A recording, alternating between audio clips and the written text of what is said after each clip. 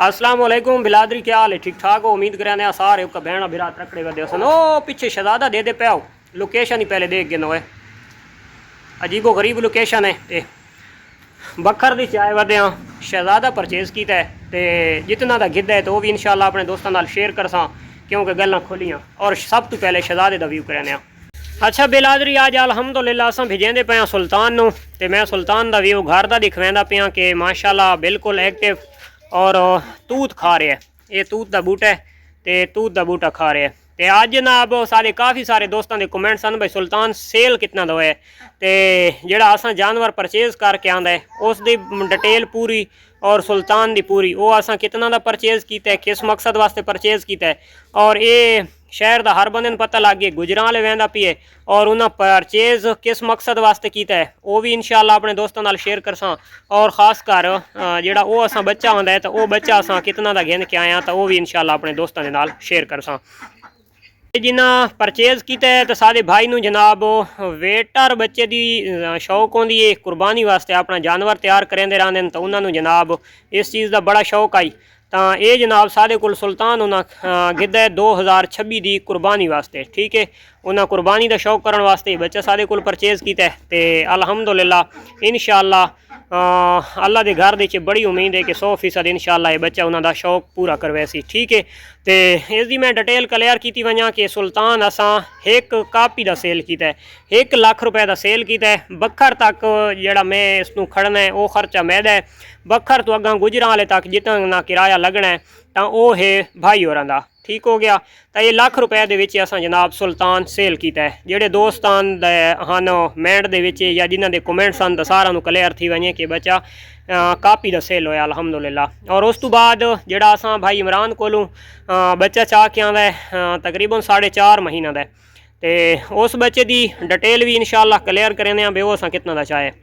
बिलादरी देख गए अपना फार्म, ये आंदा पे सुल्तान पाकिस्तान का झंडा। वो यदि बिलादरी पिछे जी सुल्तान के नाल होने सुल्तान के यार, तो वह अज परेशान थी पे सुल्तान घेंदा भाई, तो वो आ गए सामने रिश्का। असा जनाब रिश्के के पहले तो लदने 4 गट्टू मिस्से दे, क्योंकि ये मिस्सा भी असा उस दोस्त को दिता है, ठीक है। सादा सेल वाला काम कोई को नहीं भाईओ, क्योंकि काफ़ी सारे दोस्तों के मैसेज आवन लग पे मिस्से वास्ते। ये जनाब ये बच्चों का हेलो के इन्हों के नाल आना पिए, क्योंकि इन्हों की अज संगत टुटती पई है, इन मिल किया पी लेंदे। तो ये भाई और का मिस्सा आई जेड़ा असा रश्के के उत्ते लदेंदे पे भतरीजा उत्ते रख ना यार, वा तू कि ड्राइवर है। असा जब ड्राइवरी करेंदे होंदे असें तो असा गट्टू चाह के भगवा देंदे होंदे असें, अली और रखवा उत्ते तू आखरी है ये लदे से कि पता ही इवें रखे से ले ला पिछू बले सू मैं किथा बासा आज मैं मार का इसे गड्डी ते चढ़ना ने भाई। हाँ धूम 3 ते बड़े चढ़े हाँ, तो बइया गड्डियां उत्ते अज असा भी इसे उत्ते चढ़ना शहजादे टाइम इन आदे शरारा टाइम हजातियाँ।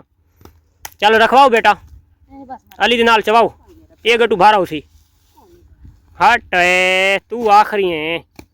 वेरी गुड, सुल्तान पहुँच गए। ये सुल्तान दा भाई मिस्सा नाल वहदा पिए, जवान दी आखिरी शौक है। तो सुल्तान असा लगो इसे मिस्से दे इस वजह तू डाइट शुरू तो नाल ओए इनू खड़का खड़का तले बुका ते कीड़ियां नहीं सारियां उत्ते कीड़ियां नहीं ओ नहीं बहु कीड़ियां इधे फिर इधे देखे ये देखे इन चाह के तले भुकाओ बात, ये तो सारा रात उत्ते खराब करे सी भला। सुल्तान खावण दे सुल्तान आखिरी मिस्सा खा गए ने। तमार का सादा सुल्तान लगो है सब चारा असा इन बिल्कुल दिखाया को नहीं, खुश्क चारा ते मां दा मिल्क बस। जेड़ा मिस्सा खावे दिहाड़ दा पाइया खाव्या या आध पाइया खाव्या या आधा किलो खाव्या, ये पूरी डे दी इसकी खुराक आई। और उस तो इलावा यदा मिल्क आई।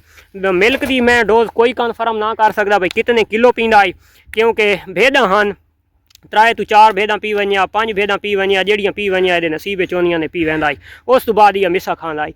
और जेड़े पासों क्योंकि उस पासों मिस्सा असा इस पासों मिस्सा गतेंदे अस ये मिस्सा बड़ा शौक के नाल खांदा, ये बिल्कुल बरीक मिस्सा है। तो इसकी मैं क्वालिटी अपने दोस्तों को दिखावा चाहता। असा सुल्तान के नाल मिस्सा भी इया भेजेंदे पाया, ये देख गिनो ये बिल्कुल बरीक मिस्सा है। ये कुट्टा होया कोनी, यानी कि लकड़ी कोनी पत्रा है, तो उस तो इलावा फली है। ओए नाली हसन उदे नवा ही तेरे पिछू माला सी। तो ये जनाब डाइट खांदा, ये डाइट नाल वहदी पई है। तो सुल्तान और वो काम देखो छाड़ने दे तले हुण पहुँच गई, कढ़ खाना और कढ़ गिना। चलिए रसा मार भाई उस्ताद, आखिरी उस्ताद है तू।